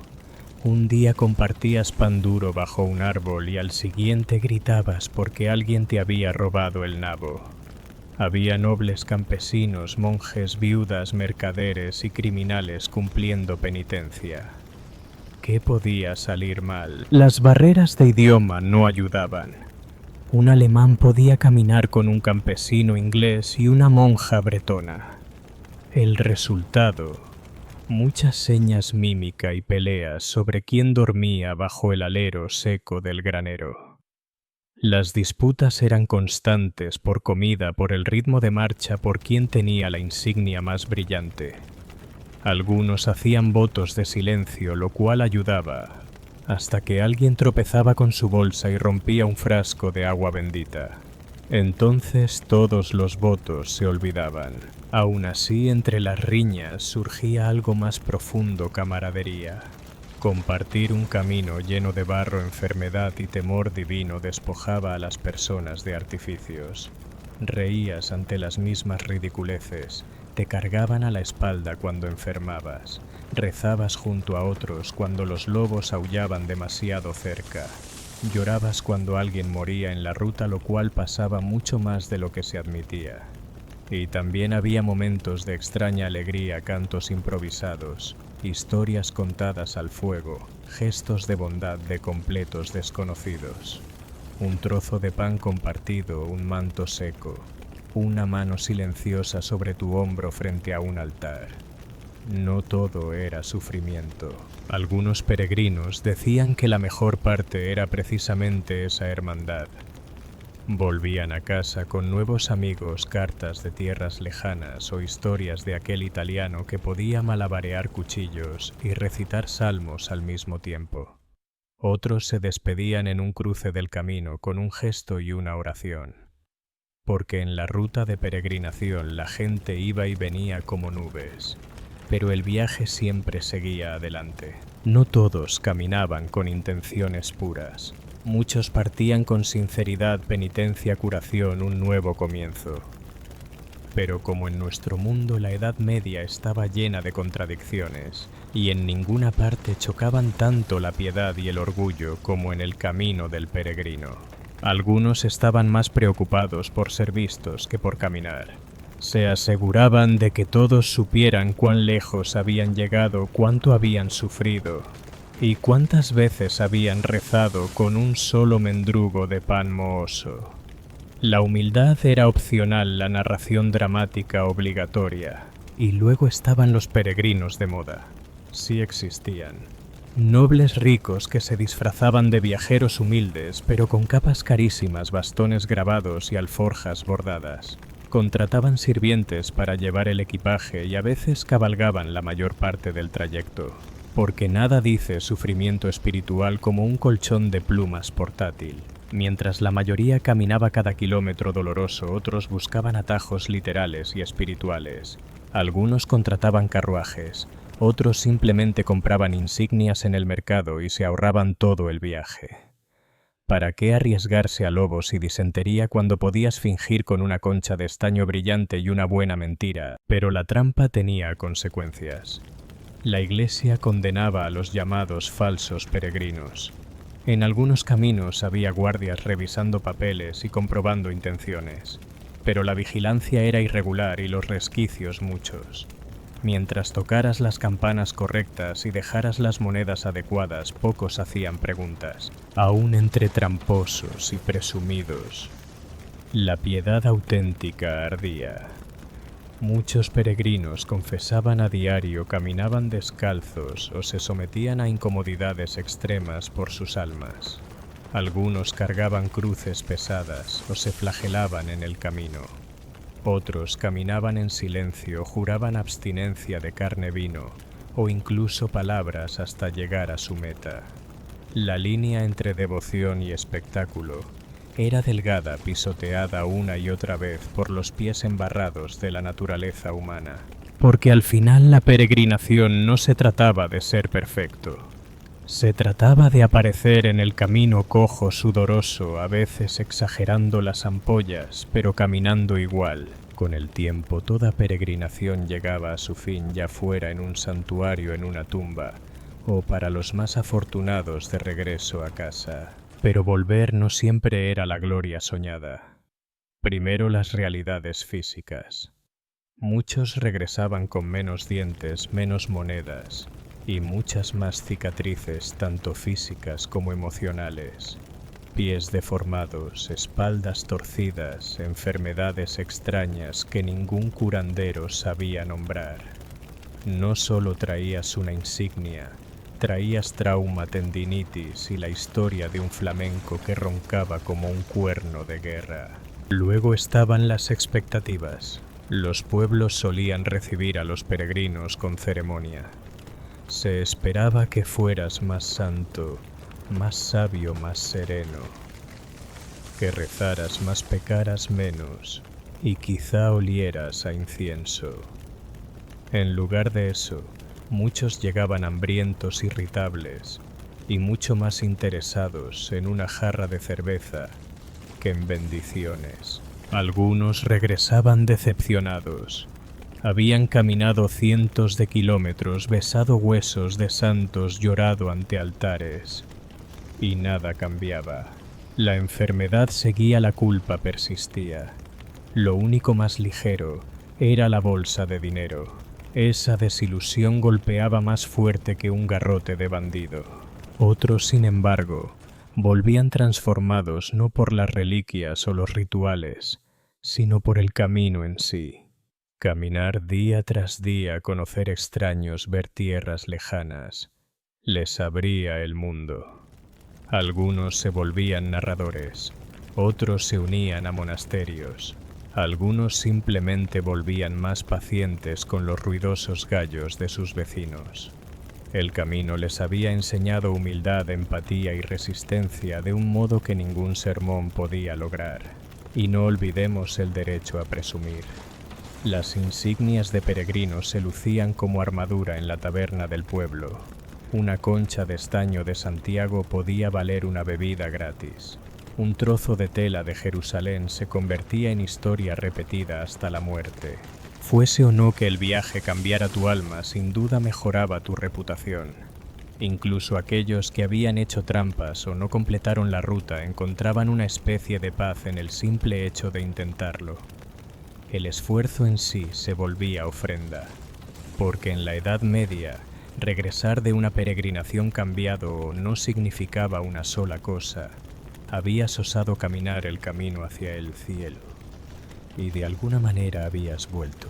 Aunque los siglos hayan pasado y los aviones sustituyan a los pies ampollados, los ecos de la peregrinación medieval aún moldean nuestro mundo. En su tiempo, la peregrinación fue más que un viaje personal. Fue un motor cultural. Rutas como el Camino de Santiago, la Vía Francígena o el Camino a Canterbury ayudaron a coser Europa medieval.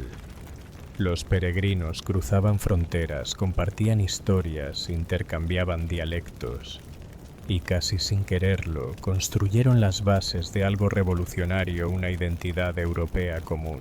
Los caminos mejoraron gracias a ellos. Se levantaron hospederías y hospitales para su descanso. Las aldeas se transformaron en pueblos y los pueblos en ciudades. El comercio siguió las huellas polvorientas de los peregrinos y en muchos casos permaneció mucho tiempo después. Hoy muchas autopistas modernas siguen los mismos senderos pisados por miles de pies medievales. En lo espiritual, la peregrinación redefinió la fe. Antes, la salvación se encontraba tras las puertas de la iglesia y oraciones en latín. Con la peregrinación se volvió tangible. Podías caminar hacia ella, podías sufrir por ella, podías ganarla milla a milla. Pero su legado no fue solo físico o espiritual, fue profundamente humano. El camino del peregrino se convirtió en metáfora de lucha, de transformación de ese proceso doloroso y a veces ridículo de intentar ser mejores. Nunca se trató de perfección. Se trataba de moverse, de tener intención de presentarse en el camino embarrado, imperfecto, esperanzado. Hoy la gente todavía camina por esas rutas antiguas. Algunos lo hacen por deporte, otros por diversión, otros porque han perdido algo o alguien y necesitan tiempo. La concha de Vieira aún aparece en mochilas y bastones. Los hospedajes al borde del sendero siguen recibiendo a los pies cansados.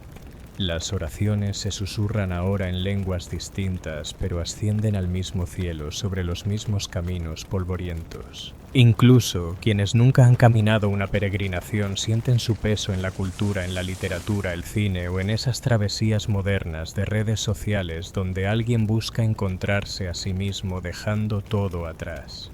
Porque la peregrinación medieval no trataba de llegar, trataba de convertirse. El legado vive no en los santuarios, sino en la elección de seguir caminando.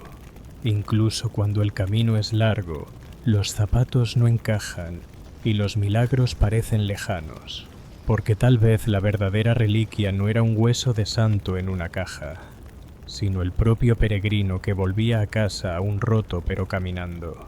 En un mundo sin partidos de fútbol de fin de semana ni combates de boxeo de celebridades, el torneo medieval era el espectáculo supremo. Y nada electrificaba tanto a la nobleza como la llegada de una proclamación oficial de torneo, sellada con cera escrita con elegancia, entregada por un heraldo a caballo. No era solo una invitación, era un desafío público. Si eras un caballero con honor, prácticamente estabas obligado a presentarte y a ser derribado de un caballo. Los torneos no surgían de la nada.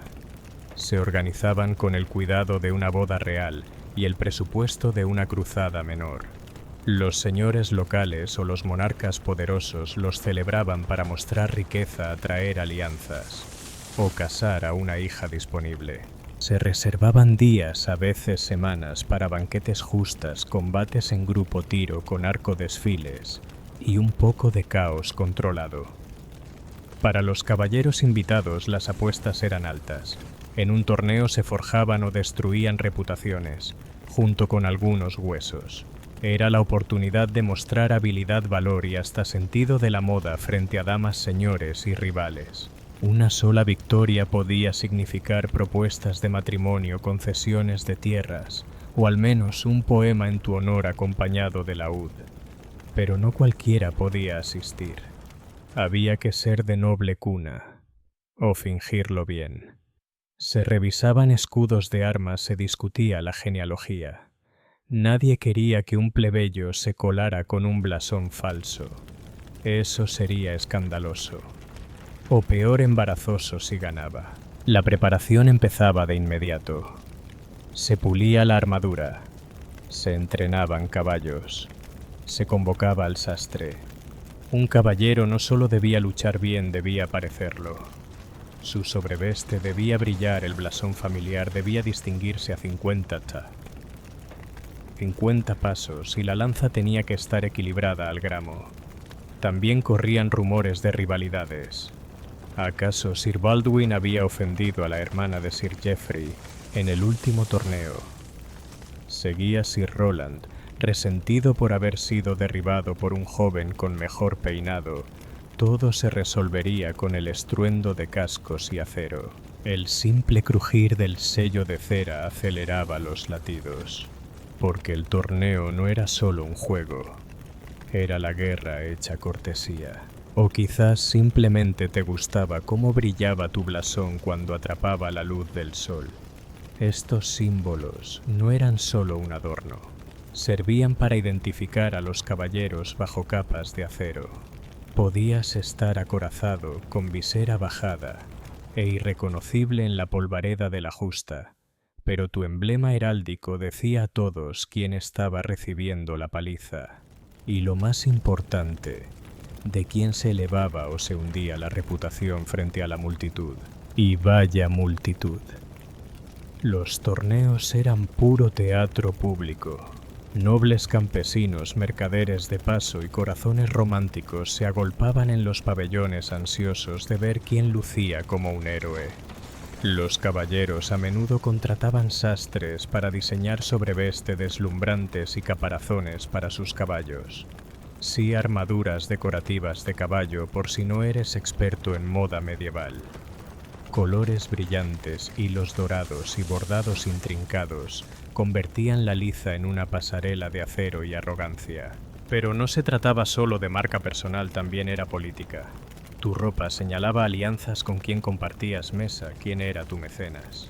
Un caballero podía lucir el pañuelo de su dama atado al brazo, una demostración nada sutil de devoción cortés y de conexiones sociales. Otros presumían estilos extranjeros para mostrar que habían combatido en tierras exóticas, seda del oriente credencial de cruzado, guantes forrados en piel probablemente puro alarde. La armadura misma era parte del juego de moda. Más allá de su función se mandaba hacer a medida y a menudo estaba grabada o incrustada con metales preciosos. Un caballero rico podía entrar al campo resplandeciente como un candelabro humano, mientras que otro más pobre solo rezaba para que su casco abollado no se le cayera a mitad de carga. Porque en el mundo del torneo verse bien no era opcional, era estrategia. Antes de que se bajara una sola lanza o se desenvainara una espada, el torneo empezaba con una fastuosidad que hacía parecer las coronaciones reales fiestas de patio trasero. Era la gran procesión, un desfile lento y deslumbrante de egos, armaduras y heráldica diseñado para impresionar, intimidar y cautivar al público. Los caballeros desfilaban en fila, sus estandartes ondeando, los caballos cubiertos con largos caparazones y los escuderos corriendo detrás como asistentes al borde del colapso. Cada nombre era anunciado por los heraldos, que a veces añadían comentarios picantes como «victorioso en 3 torneos pasados» o «el que una vez partió un yelmo por la mitad». La modestia no estaba de moda. Las damas de la corte observaban desde palcos cubiertos de seda, evaluando a los contendientes como cazatalentos medievales. Los nobles calculaban posibles aliados o rivales. Entre los campesinos que vitoreaban ya circulaban apuestas. ¿Desmontaría Sir Geoffrey a ese arrogante italiano otra vez? ¿Se caería alguien del caballo en la primera reverencia? Nadie lo sabía. Y esa era la mitad de la diversión. Tras el desfile llegaban los juramentos. Uno a uno los caballeros pasaban ante el juez del torneo, un noble de alto rango, o incluso un rey, y juraban respetar el código caballeresco, no golpear a un hombre sin casco, no atacar por la espalda, y desde luego no apuñalar al rival cuando ya estaba en el suelo. Lo básico para no parecer un lunático completo. Estos juramentos no eran solo espectáculo, eran declaraciones públicas de honor. Romperlos podía acarrear multas, descalificación o convertirse en la burla de un juglar en un romance poco favorecedor. Aunque seamos sinceros, muchos caballeros ya estaban editando mentalmente sus promesas. Prometo no pisotear a nadie, a menos que insulte a mi caballo. Algunos torneos añadían color a la ceremonia caballeros que juraban devoción a una dama, que dedicaban su actuación a un santo o que proclamaban votos personales como no retroceder jamás o no comer hasta salir victorioso. Romántico sin duda, imprudente casi siempre. La procesión y los juramentos preparaban el escenario. Convertían a los caballeros en personajes, a los rivales en narrativas y la arena en una historia viva. Porque para el público medieval aquello no era solo deporte, era teatro, violencia coreografiada y glorificada con mensaje moral y trajes carísimos. Y entonces llegaba el evento principal. El silencio caía sobre la multitud, sonaban las trompetas. Y dos caballeros se preparaban para lanzarse el uno contra el otro al galope con lanzas de 4 metros y la esperanza de no acabar convertidos en pulpa medieval. La justa no era solo lo más esperado del torneo, era materia de leyendas astillas y alguna que otra fractura de cráneo. El campo o tiltyard estaba dividido por una larga barrera de madera llamada tilt que impedía que los caballos chocaran de frente. A cada lado los caballeros se alineaban sobre sus monturas acorazados como catedrales andantes, con los cascos asegurados, las viseras bajadas y las lanzas niveladas. Con el toque de trompeta y el grito del heraldo cargaban. El objetivo: golpear limpiamente en el escudo, el pecho o el casco del adversario. Un buen impacto podía partir tu lanza en una lluvia de astillas espectaculares, arrancando vítores de la multitud y puntos de los jueces. Derribar al rival del caballo era el santo grial de la victoria. Pero no te equivoques, aquello era peligroso. Las lanzas estaban embotadas. Sí, pero la madera embotada no se siente suave cuando viaja a 50 km o directo a tu esternón. Las lesiones eran comunes: brazos rotos, costillas astilladas, conmociones, dientes hundidos, hasta parecer reliquias. Los cascos se abollaban como jarras de cerveza. Un caballero llegó a ser atravesado por el ojo de la visera, un accidente que llevó a endurecer las normas de armadura. Y aún así, los caballeros regresaban una y otra vez, porque la justa no era solo honor, era estatus. Una victoria podía traer fama instantánea, patronazgo noble, favores femeninos, o la inmortalidad en una balada sudorosa de trovador. Para un caballero sin tierras, un par de justas ganadas podían ser el trampolín al poder. La justa no era solo fuerza bruta, era precisión, tiempo y control absoluto de tu caballo. Un error y salías volando de costado en una nube de vergüenza y polvo. Y sin embargo, a pesar del dolor, los moretones y la posibilidad muy real de un lanzazo en el bazo, la justa seguía siendo el corazón de la cultura caballeresca.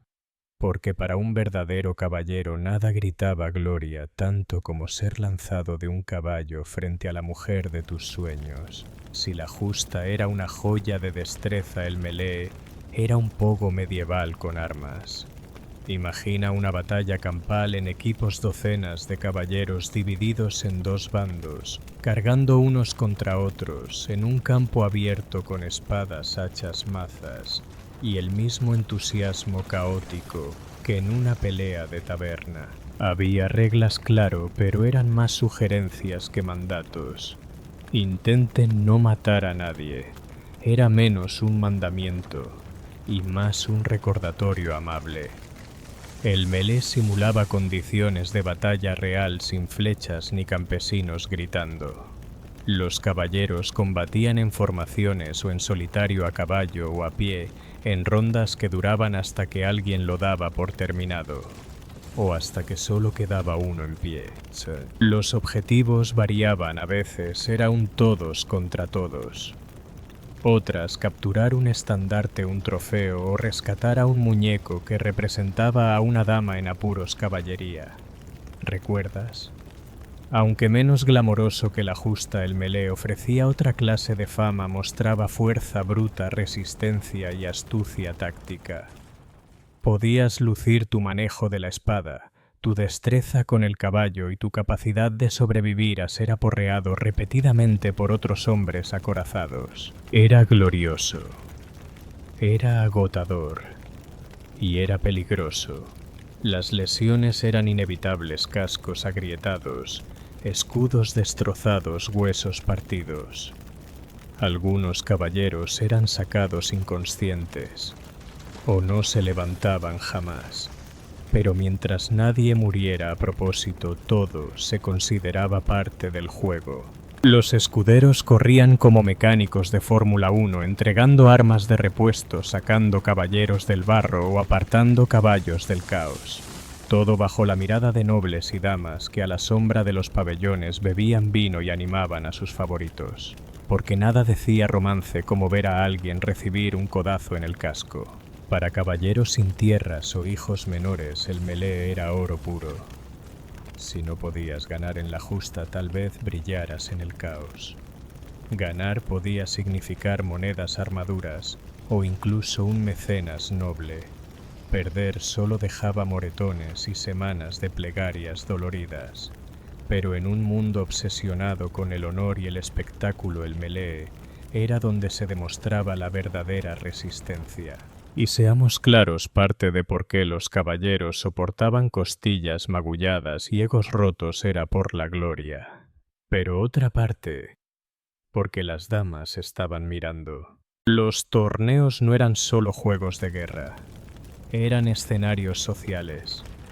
Cada movimiento podía ganar más que monedas, podía ganar favores, admiración o incluso un matrimonio estratégico. Y ningún momento era más propicio para la galantería que los intervalos entre combates. Las damas no se limitaban a abanicar y mirar bonitas, participaban activamente en la representación. Muchos caballeros dedicaban su actuación a la dama de su corazón, atando a su lanza un pañuelo o un velo como símbolo de devoción. No era solo un gesto tierno, era cálculo. Si el caballero triunfaba, la dama compartía la gloria. Si lo desmontaban espectacularmente, al menos ella no le había prometido exclusividad. Ellas también otorgaban premios, guirnaldas, anillos o un beso en la mejilla al vencedor. El público lo devoraba. Estos rituales cortesanos reforzaban los ideales de la caballería: luchar por amor, por belleza, por algo más noble que el propio orgullo. Claro, también ayudaba que aquella belleza estuviera sentada en un pabellón de terciopelo rodeada de sirvientes y lujos mientras tú sudabas dentro de un cubo de acero. Pero el amor en los torneos no siempre era inocente. Nacían romances, se pasaban notas en secreto, corrían los chismes entre nobles. Algunos caballeros hicieron carrera seduciendo a damas de alta cuna bajo el disfraz de devoción caballeresca. La iglesia protestaba con fuerza, pero eso nunca detuvo a nadie. Y luego estaban los poetas. Juglares y trovadores viajaban de torneo en torneo convirtiendo hazañas heroicas y desastres románticos en versos rimados. Si lograbas ganar la justa y el corazón de una duquesa, tu nombre podía resonar en canciones durante años.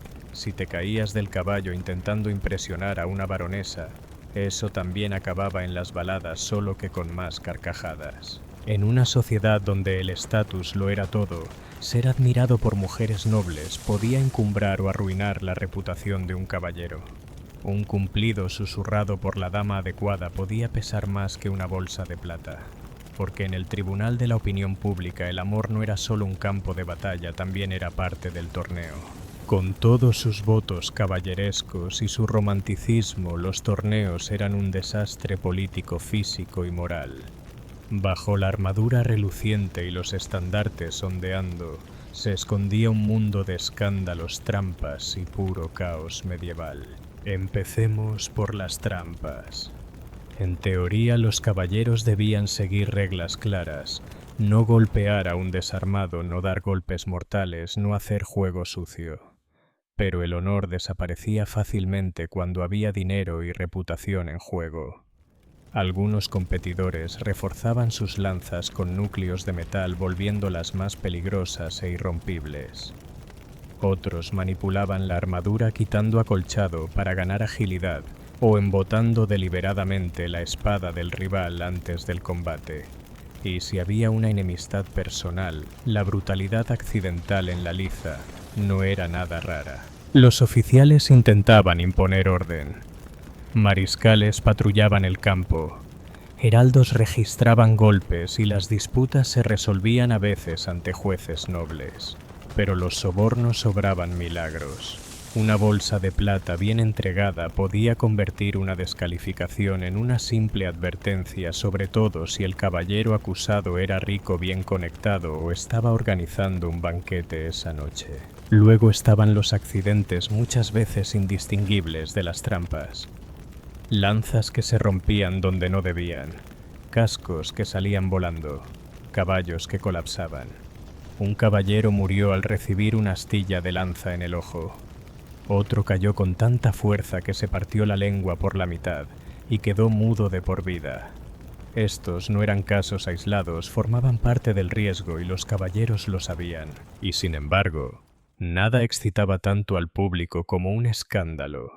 Las rivalidades se volvían personales.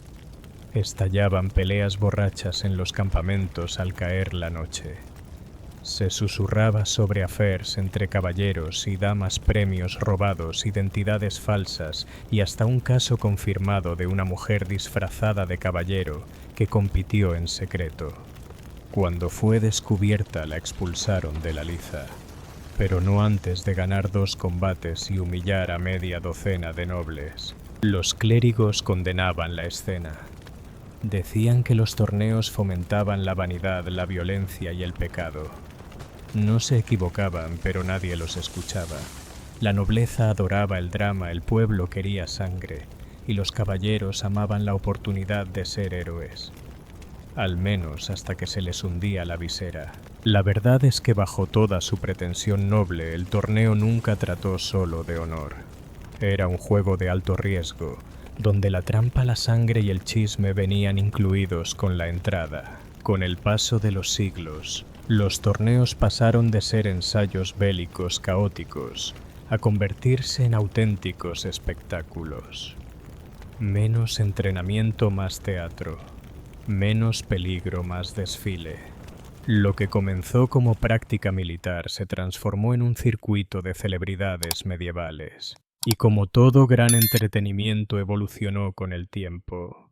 Originalmente los torneos eran melés caóticos que imitaban la guerra real, caballeros cargando en grupos, esquivando flechas, destrozando cráneos.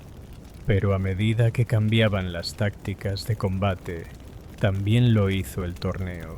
La cacaraburaja de que me placas más. Se volvió más pesada, las espadas más ceremoniales, las lanzas más romas. El evento pasó de ser práctica marcial a espectáculo pulido. Para los siglos XIV y XV, los torneos se parecían más a un Broadway real que a un campo de entrenamiento. Trajes elaborados, escudos, pintados, armaduras personalizadas con santos y emblemas familiares. Los nobles en las gradas ya no buscaban supervivencia realista, querían un buen show. Piensa en la WWE, pero con cota de malla. Reyes y reinas empezaron a organizar torneos menos por preparación militar y más por diplomacia, una forma de mostrar riqueza, cimentar alianzas y entretener a invitados extranjeros. Enrique Vitullo de Inglaterra, por ejemplo, los adoraba sobre todo cuando era él quien justaba. Hasta que, claro, un golpe brutal en la cabeza durante una justa pudo haber cambiado su carácter para siempre. Ups. Pero con la llegada de la pólvora y el declive de la caballería pesada, también decayó la relevancia del torneo. Las armas de fuego hicieron obsoleta la armadura. Las cargas montadas se volvieron raras, y derribar a tu primo del caballo ya no servía de nada contra un cañón. Aún así, la huella del torneo perduró. Dejó símbolos eternos, el caballero idealizado, el pañuelo de la dama, la armadura reluciente. Inspiró literatura desde las leyendas artúricas hasta las obras de Shakespeare. Y aún hoy resuenan sus ecos ferias renacentistas, recreaciones de justas novelas y fantasías repletas de caballeros y torneos fastuosos. Cada vez que en la ficción alguien baja una lanza o desafía a un rival frente a una multitud, está bebiendo de esa tradición medieval. El torneo ya no marca los calendarios cortesanos, pero su legado es innegable. Combinó violencia con honor, caos con coreografía, y transformó la brutalidad del campo de batalla en entretenimiento. Porque al final el torneo medieval no trataba solo de entrenar caballeros, se trataba de crear leyendas, con un poco de sangre, una pizca de escándalo y mucho espectáculo.